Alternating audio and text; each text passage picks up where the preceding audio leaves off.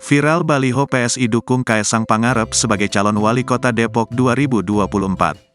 Sebuah baliho berlogokan Partai Solidaritas Indonesia menampakkan foto Kaesang Pangarep dengan kemeja putih sembari menggenggam sekuntum bunga mawar muncul di Jalan Raya Margonda, Beji, Kota Depok.